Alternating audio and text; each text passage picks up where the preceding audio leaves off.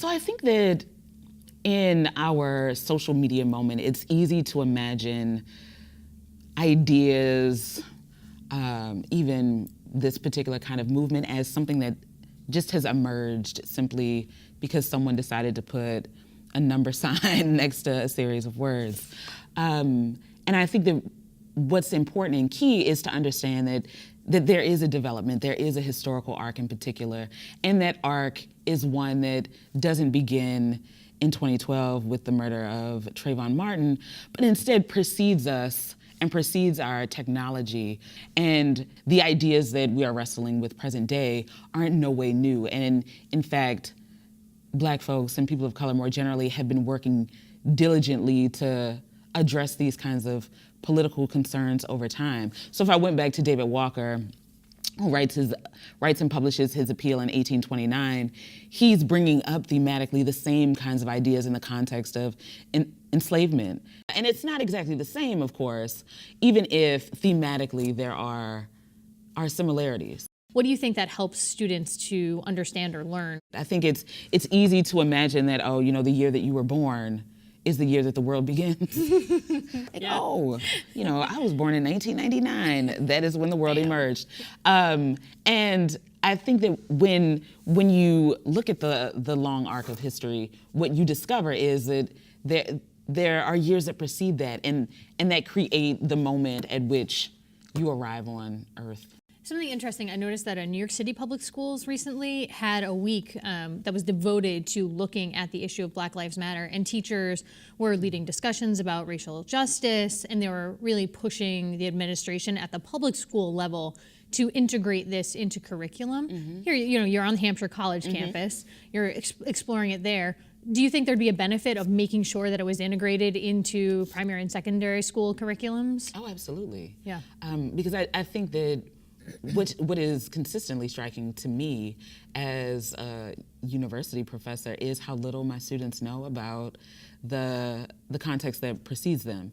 You know, I teach literature courses that, you know, have to wrestle with history in large part because students have no idea or very little idea about the context that has created the text that we are reading. Like, I'm teaching a 18th century African American literature course, and one of my first questions was, so tell me about slavery.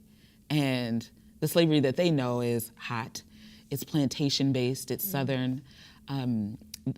There wasn't much that they could say about the North. The origins. And the North's role and responsibility in the slave trade, in the business of slavery, to quote Christy Clark Pujara. But that's really just I think the revisionist history that many of us fall prey to a little bit, right? Yeah. So for you, what are the challenges, if any, of teaching history in the present? Looking at, you know, hashtag Black Lives Matter, this is a significant social movement, but it will also be, I think, woven into the fabric of our history in a very significant way. Do you think so? And what are the challenges of teaching that in the present? So I think one of the biggest challenges is what we've been talking about. It's helping students understand that relationship to the past. I also think it's the usefulness of history is that we have that distance normally. If something happened 30 years ago, if something happened 10 years ago even, something happened 100 years ago, there's that time is on our side. We know how it plays out. And I think teaching students to think about their present as a kind of historical context is interesting because we don't have that distance yet. We don't know how things will shake out. We don't know what this is the wrong word, but the end of Black Lives Matter will look like. Or just how, if it comes to a resolution, maybe? Yeah, the resolution of it. We don't have that yet. And I think it's that part is the tricky part.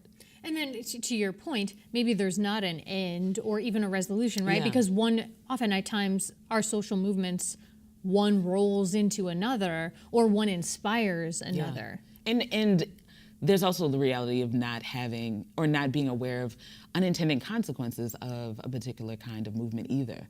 So, you know, all this work has been done to advocate for whatever the issue might be. 30 years later, you realize,